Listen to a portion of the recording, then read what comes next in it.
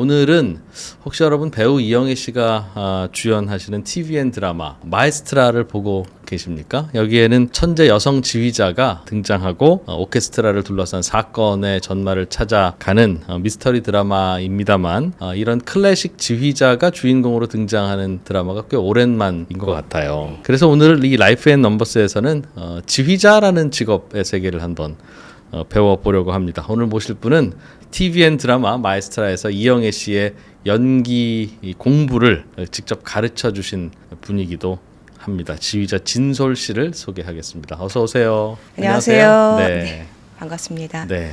보통 이제 음악을 잘하시는 음악하는 분들 중에 제일 음악을 잘해야 저는 지휘를 하시겠구나 하는 생각은 드는데 음악을 어떻게 공부하셨어요? 저 같은 경우는 부모님께서 두 분 다 음악을 하셔서 어릴 때부터 그냥 음악에 좀 노출되어 있던 상황이었는데 이런저런 질풍노도를 좀 겪으면서 갈피를 네네 갈피를 좀 못 잡다가 엄마 아빠가 음악을 시켜서 질풍노도였어요? 아니면 못하게 해서? 반대였어요. 반대로 못하게 하셔서 음악인들이 좀 삶이 힘드니까 아하. 좀 아무래도 당신들께서 삶이 쉽지 않으시니 음악을 안 하는 게 좋겠다 이런 입장이셨고 금전적으로도 좀 예산이 많이 들다 보니 지휘를 하려고 하는 친구들이 대부분 지휘를 그냥 아무 생각 없이 하고 싶어 하기보다는 뭘 하다가 자연스럽게 지휘자가 되고 싶다 하는 궁극적인 목표가 생기기도 하고 또는 나는 피아니스트이자 지휘를 할래 라든가 뭐 작곡하면서 지휘할래 약간 이런 복수 전공 같은 느낌이 조금은 있어요. 거기에서 약간의 경영자 마인드가 들어가는 사람들도 있고. 지휘자가? 네. 왜 악단을 꾸려가고 직원들 월급 줘야 돼요? 그렇죠. 그래서 그게 이제 상임 지휘자를 심사를 할 때 기획안이 반 정도 점수를 차지합니다.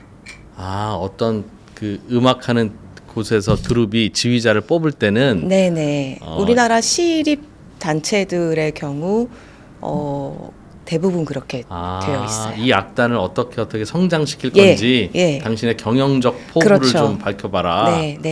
그러니까 지휘자는 손을 흔드는 것만이 아닌 음악적으로 존경할 만한 어떤 그런 음악적 준비가 되어 있는 사람이자 무대 위에서 그 단원들을 통솔할 수 있으면서 이 단체에 대한 경영 아이디어가 이렇게 제2 성향 같이 따다닥 있는 직업과 관련한 숫자를 하나 말씀해 주십사 했더니 5를 꼽으셨더라고요. 네네. 그게 업계 여성 지휘자 비율이라면서요? 네, 전 세계적으로 클래식 음악계에서 지휘자로 활동을 하고 있는 여성의 비율이 5%라고 합니다. 그래서 숫자 5를 말씀드린 건데 이 비율은 사실 변동이 있을 수 있어요. 그렇겠죠. 네, 뭐 갑자기 여성들의 그런 도약이 좀 있을 수도 있고 또 과거의 상황도 있을 수 있는데 그리고 우리나라는 아마 더 적을 거예요. 네. 이런 질문은 좋은 질문은 아니지만 많이 들으셨을 것 같아서 젊은 여성이 지휘를 하는 게 훨씬 더 힘드셨죠?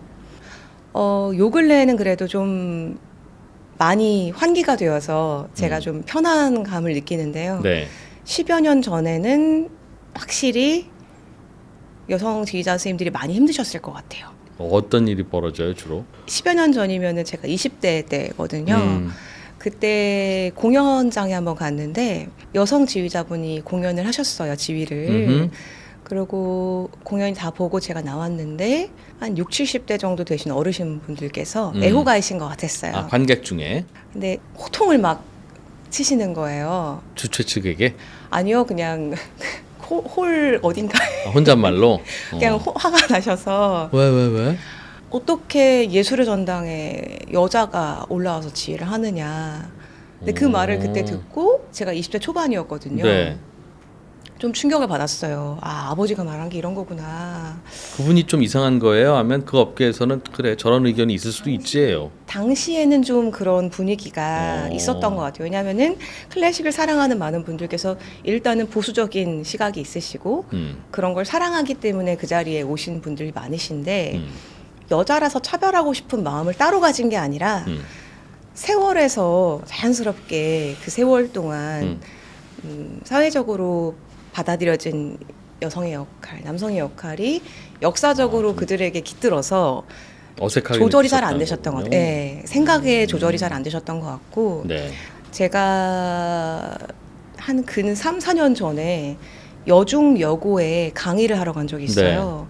근데 그때 어느 정도 저는 이제 그런 것들을 겪었으니까 이렇게 힘들게 여성 지휘자가 탄생했어요. 이런 얘기를 하고 싶어서 그 세계 최초 역사적으로 이제 안토니아 브리코인가 그 사람의 얘기를 한 영화가 있었어요. 네. 예, 그 더 컨덕터란 영화의 예고편을 가지고 가서 이 여자 지휘자가 저는 지휘자가 되고 싶어요 했더니 다른 남자들이 이런 코웃음치 이런 장면들을 가져가서 여중 여고 아이들한테 이렇게 힘들게 여성 지휘자가 탄생했다 하고 딱 보여줬더니 네. 정말 무관심한 거예요. 오. 그래서 아니 이렇게 힘들게 했다니까 왜 차별이 있었잖아 이랬더니 아이들이 저희는 그런 거 없어요.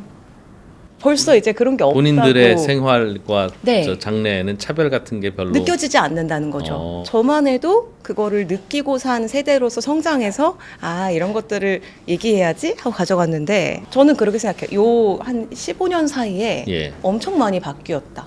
최근에 그 지휘자가 주인공인 드라마에서 네. 이영애 씨가 지휘자로 나왔잖아요. 네. 지휘를 어떻게 하는 건지 당연히 이영애 배우는 모르셨을 테니까 진솔님한테 처음부터 그걸 배웠다고 들었습니다. 네. 어떠셨어요? 가까이서 본 이영애 배우는? 제가 처음 배우님 만났을 때 느낀 건 소녀 같다는 느낌이었어요. 저보다 훨씬 언니시고 저보다도 2살이나 많으십니다. 그런데 눈빛이 소녀세요. 배우고 싶은 열망이 엄청나시고 무슨 질문을 하던 거예요? 그러니까 아주 처음부터 자세히 질문했다는 뜻입니까? 네, 제가 그날 처음 만났어요. 그러면은 사진 찾아보니까 머리를 항상 짧게 유지하던데 머리가 지휘자는 다 짧아요? 그러면은 그건 아니고요. 하면서 설명을 드리면 또 막 다 찾아보시고 그러면은 서양에선 머리를 길게 하고 그런 거에서 그건 또 아니고요. 하면서 어떻게 대답이 길어지는데 네네. 그 자체가 굉장히 많은 거죠. 손톱은 원래 지휘자들은 안 해요. 그럼 왜 안 하고 그 이유는 무엇이에요? 거꾸로 그래서 그런 작업하면서도 배우시기도 했겠어요. 보통 유명한 배우들은 그런 거 꼬치꼬치 캐묻고 기초부터 묻고 하는 게 좀 부끄러울 수도 있었을 텐데 전혀 그런 게 없었군요. 전혀 그런 게 없으셨어요.